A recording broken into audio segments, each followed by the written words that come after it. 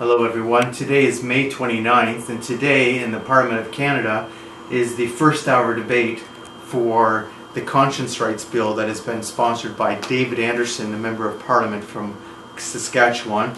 And this bill is very important because it will then provide conscience rights for physicians right across Canada who refuse to participate in euthanasia and assisted suicide.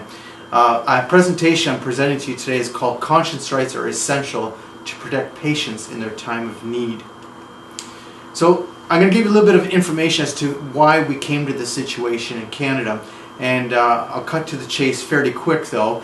Conscience rights became a big issue already around 2006 in Canada, but in Ontario in 2012 the Ontario Human Rights Commission, what they did is they published a legal review, and it was titled Creed Law Review Concerning Religious Rights.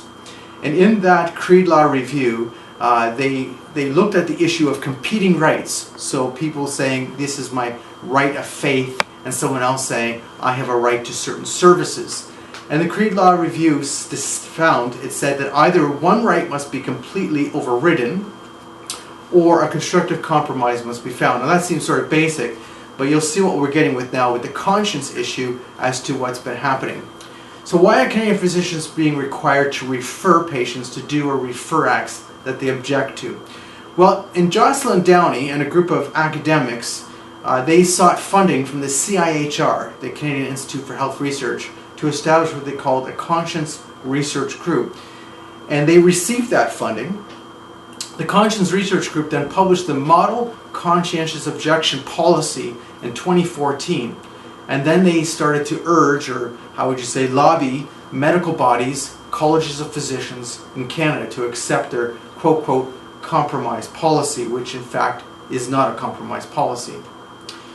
This policy actually of this conscience rights group was what is actually now the policy of the Ontario College of Physicians and Surgeons. On February 6th, the Supreme Court of Canada in Carter, it struck down Section 14 and Section 251B of the Criminal Code, which effectively then decriminalized euthanasia and assisted suicide, and they gave Parliament 1 year to legislate on the issue. On March 6, 2015, and the College of Physicians and Surgeons of Ontario amended its conscientious objection policy to fit what this action group had published, and they required physicians who object to certain legal services, such as euthanasia and assisted suicide, to do an effective referral to a physician who will do it or who would actually refer for the act. Then on August 26th, at the annual general meeting of the Canadian Medical Association, the motion to protect conscience rights was defeated. So now we have a situation where physicians who recognized what was coming had brought a motion to the Canadian Medical Association annual meeting, and that motion was defeated. It was actually defeated by 71% to 29%. And then on June 17, 2016, Canada's Parliament legalized euthanasia and assisted suicide. And in the bill, they mention conscience rights, but they don't actually protect conscience rights. They said in the bill that nothing of this bill would, force someone to actually do the act, which was not what was necessary in order to protect conscience rights. So then we see in June of 2016, just shortly after euthanasia was legalized, a group of physicians in Ontario launched a legal challenge to the CPSO, the College of Physicians and Surgeons of Ontario policy, requiring doctors to do an effective referral. Now I think it's important to say what is the difference between an effective referral and a referral. So Ontario is different than other jurisdictions because it requires an effective referral, which means referral for the purpose of the act. So they're not just saying that I'm not going to provide euthanasia and I don't believe in referring for it. It's saying you must then refer for the purpose of the act, not just even send you to another physician, but refer for the purpose of the act, which would mean they're asking physicians, or not ask, they're telling physicians they must be complicit in the act. In May of 2019, as you know, just recently the Ontario Court of Appeal upheld a lower court decision stating that doctors must do an effective referral. Patients in medically contentious procedures, there must be an effective referral, but it also upheld the lower court decision that in extreme circumstances, such as an emergency, they must also do the act. The court stated that it's not a professional misconduct not to refer, so they did try and find a type of a compromise in the language. But they said that if you don't do an effective referral and there's a complaint against you, that even though that's not considered professional misconduct, it could be used as part of proceedings in another misconduct trial. Is this only a Canadian issue? Now many people watching this are from outside of Canada and they'll be saying, what does it matter to me? Well, in May of 2017, the Alliance Defending Freedom won a court case protecting conscience rights in Vermont. So in Vermont, where assisted suicide is legal, physicians were being told that they had to do a referral, and what was happening is that was unchallenged, and the Alliance Defending Freedom won the case in May of 2017. In 2018, the Massachusetts and Wisconsin assisted suicide bills, which were both defeated, require referral. So in fact, when we're talking about assisted suicide legislation in the US, this is being added into the bills, requiring a referral.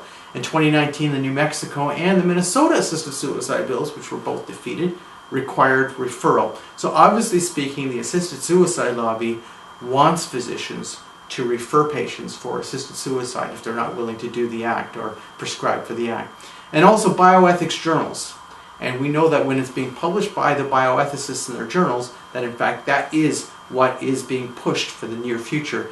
These journals are talking about conscience rights in a different way. They're suggesting when a physician does not do a referral, that in fact they're abandoning patients. This is the type of language that is being used in bioethics journals.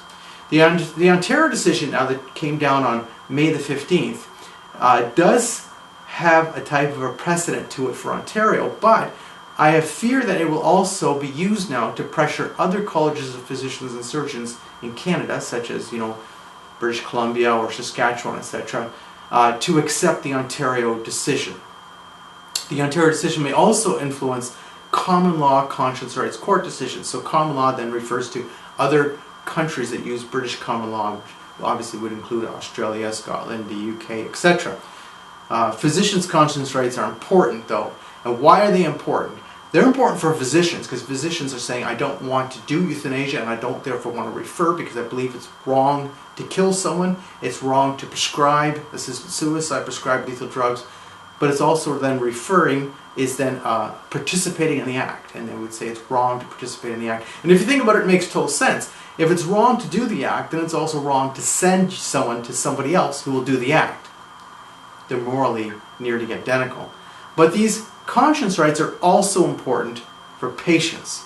And I think this is something that's been missing in this whole debate, not heavily discussed in this conscience right debate, how conscience rights affect the patient. Let's think about this based on what really is the reality for euthanasia or assisted suicide. The other side says requests for euthanasia, well, they're based on choice and autonomy. It's my choice, it's my autonomy. Well, in fact, requests for euthanasia are not based on choice and autonomy. These are the, how would you say, the slogans, the flags we wave to make everyone say, I believe in euthanasia and assisted suicide. I believe it's my choice. Well, it's not about that, but rather it's about someone going through a difficult time in their life.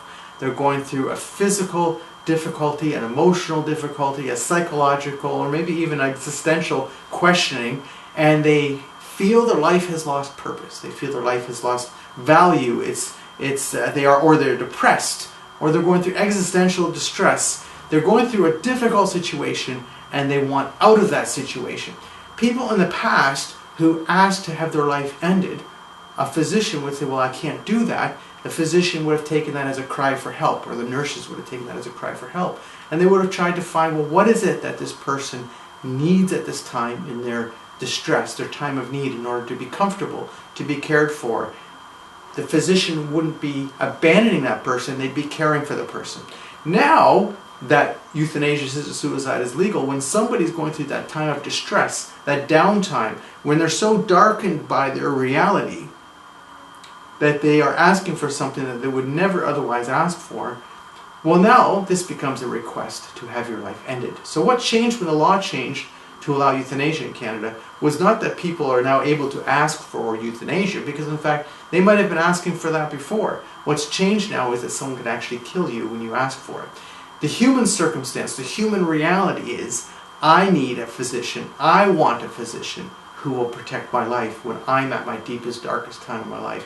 When I'm going through that physical, psychological, or emotional, or existential distress, the time when I'm so darkened that I can't see beyond my own difficulty. I need a physician who will say no to me, and I need a physician who won't question to say no to me. They'll say, I will care for you, but I will not kill you. Conscience rights, in fact, protect me. Denying conscience rights to physicians deny me my right to live. This is what this is about, and this is a serious then effect upon patient rights, denying conscience rights. Well, what should we do? Well, first of all, we must lobby governments at all levels to legislate to protect conscience rights. In Ontario, people need to meet their members of the Legislative Assembly this summer. This summer. They need to meet with them right across this province of Ontario. Why? Because this court decision can be fixed by a legislative fix. It can be fixed in that way. Physicians who are watching this, you must be active within your medical associations and your colleges of physicians. This is very important. We cannot say that their decisions don't affect us. In fact, their decisions are affecting you. The issues of conscience are central to protecting patients. We must talk about it as patients' rights. New legislation should be looking at patients' rights and including conscience rights within that. And we cannot accept no as an answer. This is too important to us to say, no, I will leave it the way it is.